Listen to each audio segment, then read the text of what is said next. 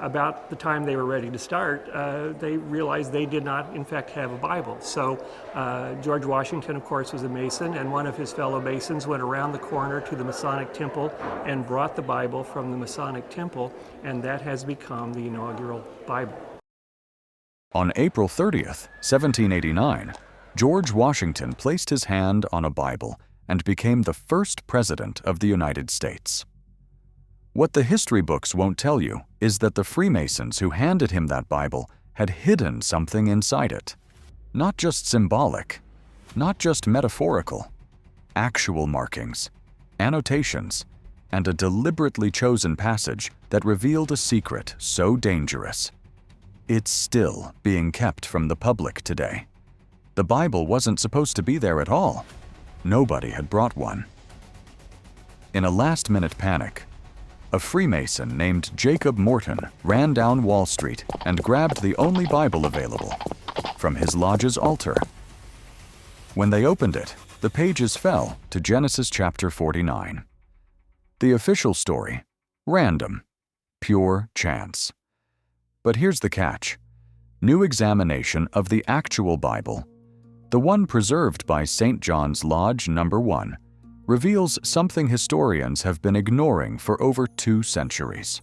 There are markings in that Bible, deliberate creases, annotations in the margins, and Genesis 49 wasn't chosen by accident. What many overlooked is that this chapter contains a prophecy, a blueprint for a chosen nation, and what it reveals about America's true purpose. The Freemasons who control that Bible have spent 236 years making sure you never connect the dots. We're going to show you exactly what they hid, and why it's so dangerous that even today, only 4 presidents since Washington have been allowed to touch it.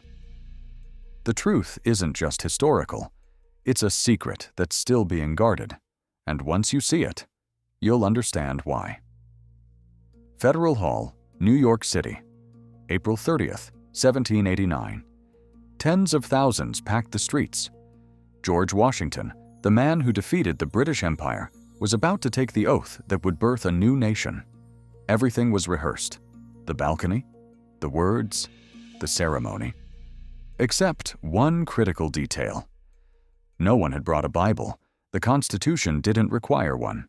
Washington could have simply raised his right hand and spoken the oath, but he refused. He demanded scripture. He insisted on it. Here's what nobody tells you. That last-minute scramble was theater. Every detail of that day had been planned for weeks by the Freemasons who orchestrated the entire event.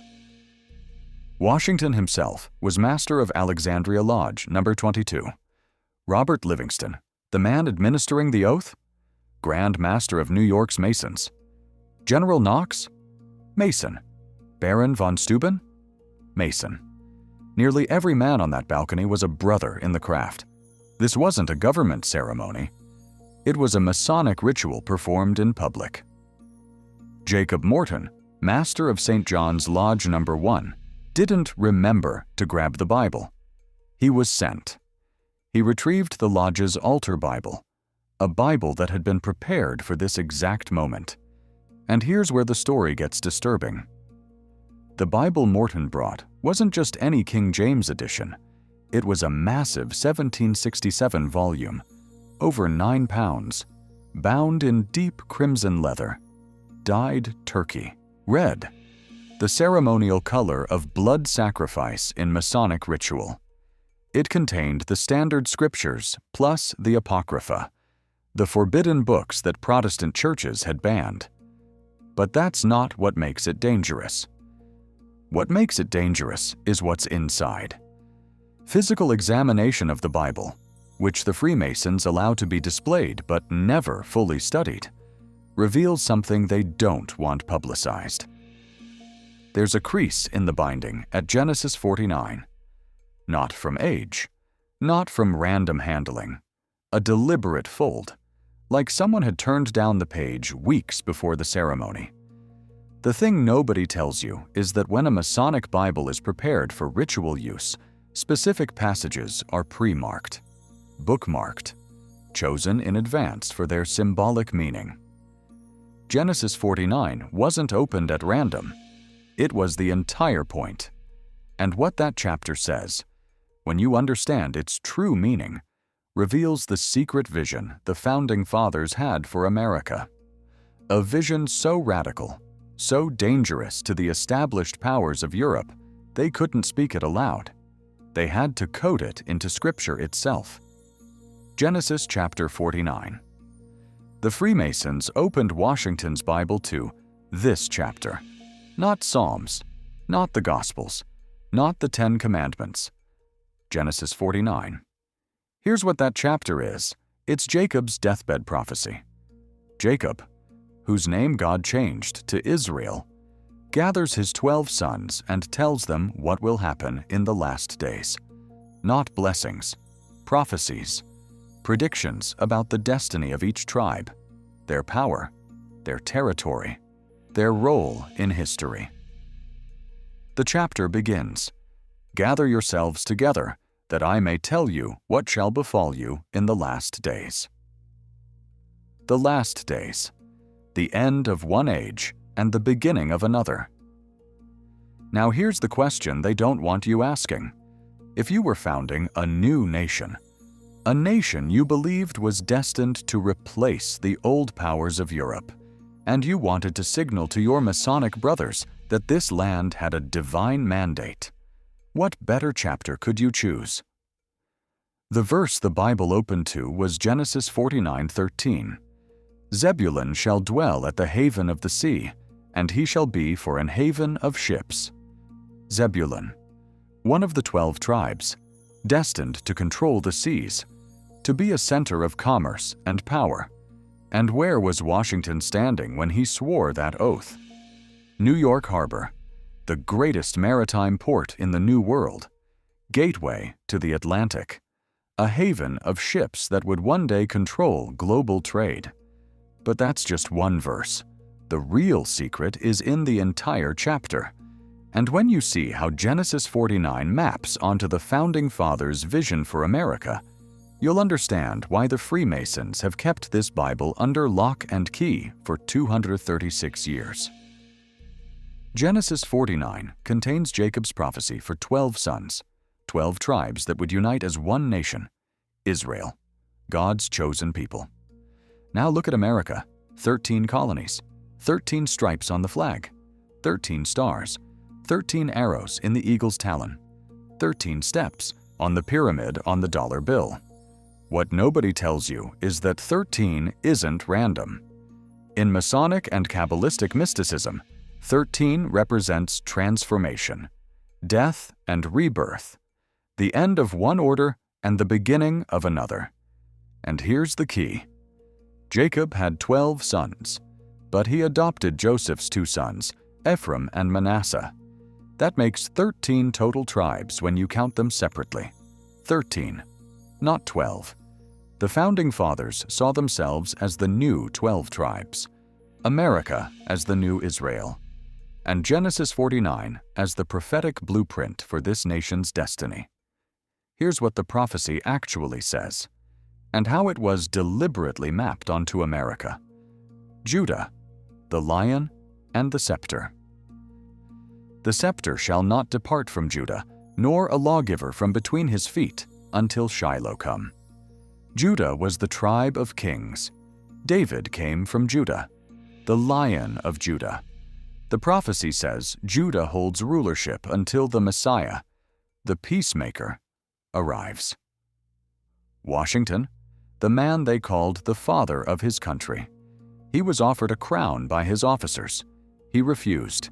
He established the rule of law, then stepped down after 2 terms.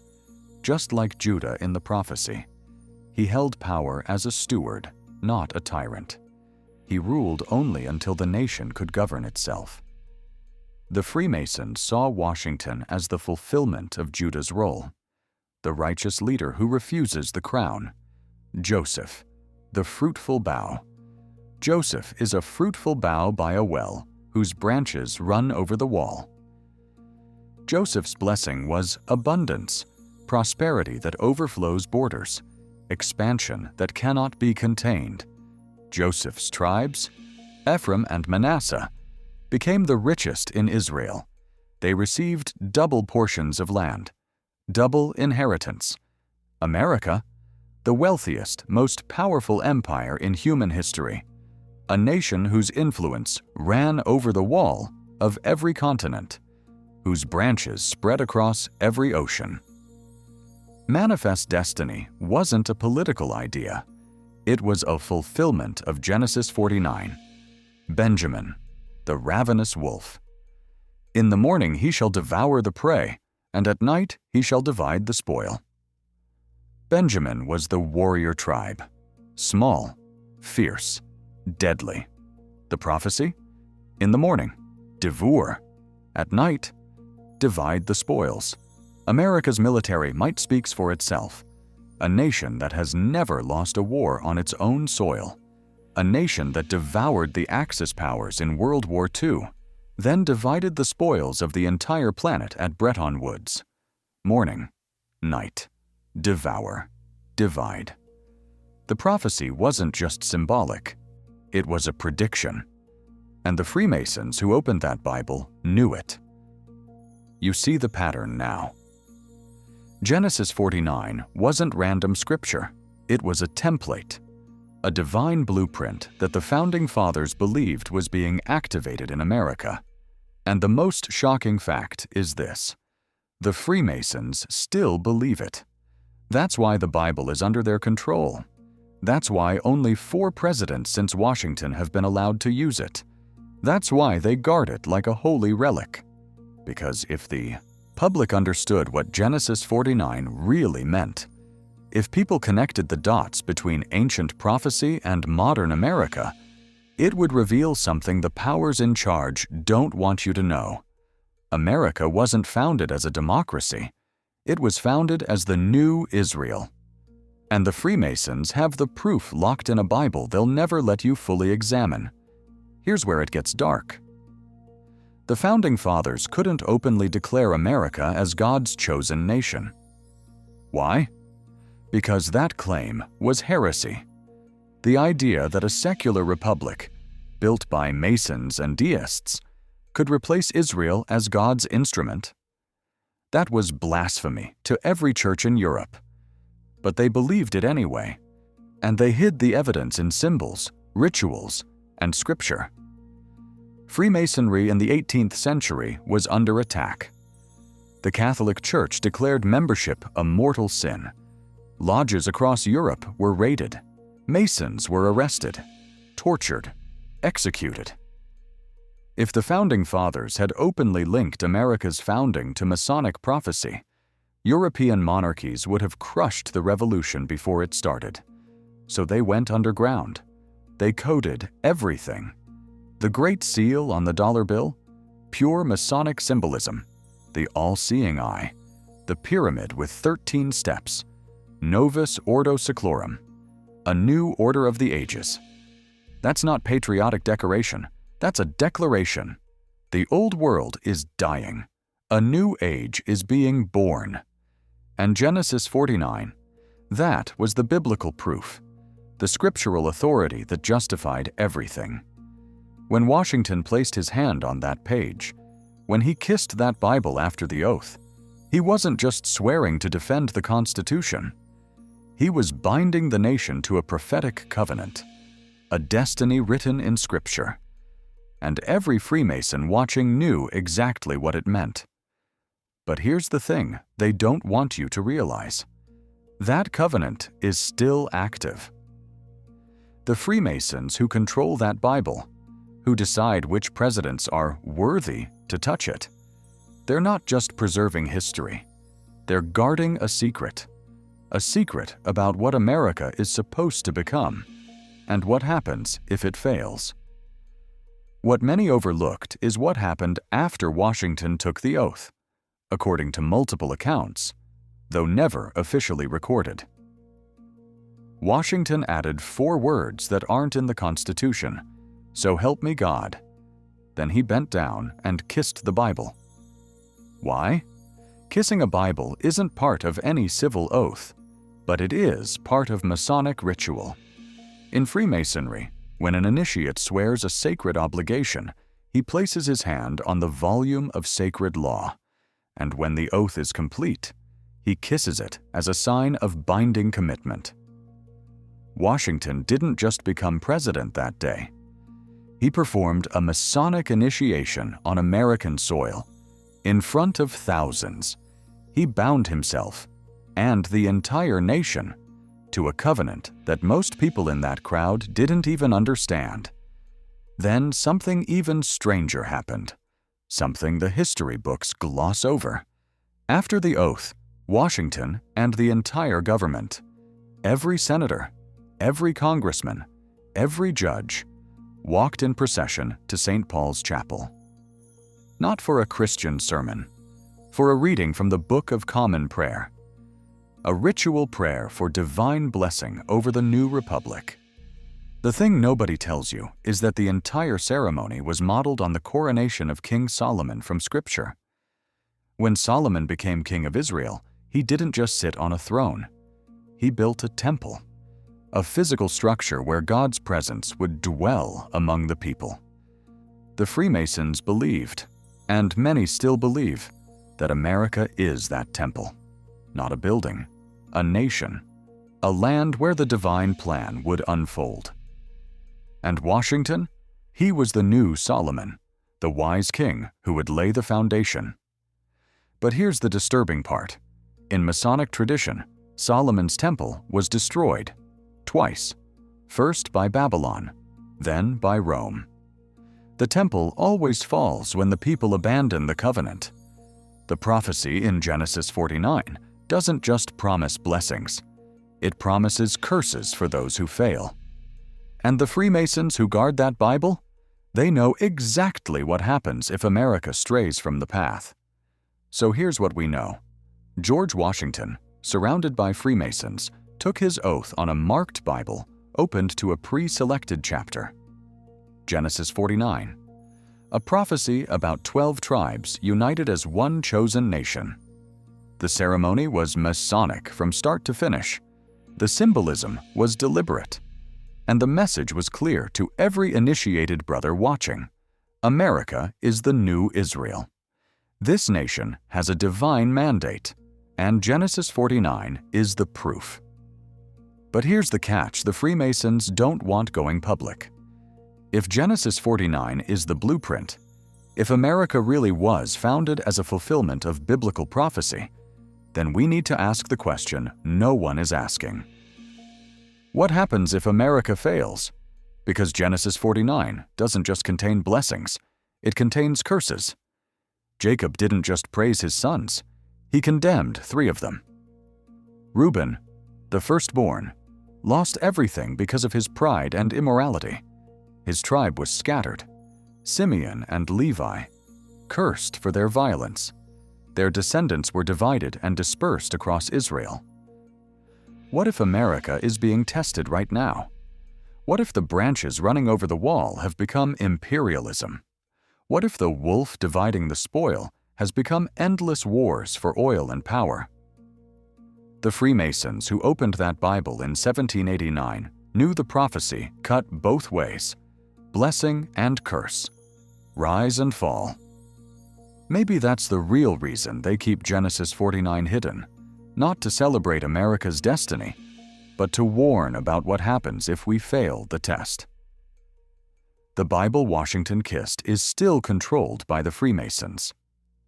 St. John's Lodge No. 1 decides when it can be used. Since 1789, only 4 presidents have been allowed to place their hand on it. Warren Harding, a 33rd-degree Mason. Dwight Eisenhower, a Mason.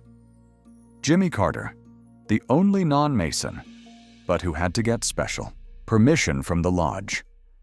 George H.W. Bush, a Mason and Skull and Bones member. Why so few? Why is this Bible, the most important artifact in American history, kept under lock and key? Because what it represents is too dangerous for the public to fully understand. If Americans realized that their nation was founded on a prophetic vision, that the founders believed they were creating a new Israel, that they saw themselves as fulfilling ancient scripture, it would shatter the secular mythology we've been taught. It would raise questions about who really controls America's destiny, whether our leaders are chosen by voters or by secret societies who believe they're stewards of a divine plan. The message is still there, hidden in Genesis 49, sealed with a kiss on April 30th, 1789. America's founding wasn't just a political revolution, it was a mystical act, a claim that this nation was chosen, that its rise and fall were written in Scripture thousands of years ago. Whether you believe that or not, one thing is certain. The men who built this country believed it. The Freemasons who still guard that Bible believe it. And they've spent 236 years making sure that secret stays buried. The question is, now that you know, what are you going to do about it? So what do you think? Was Genesis 49 deliberately chosen as proof of America's prophetic destiny? And why are the Freemasons still guarding this Bible after all these years? Let us know your thoughts below. And if you want to go deeper into the forbidden knowledge and secret societies that still control this nation, don't forget to like and subscribe, because some truths were never meant to be public, but we're revealing them anyway.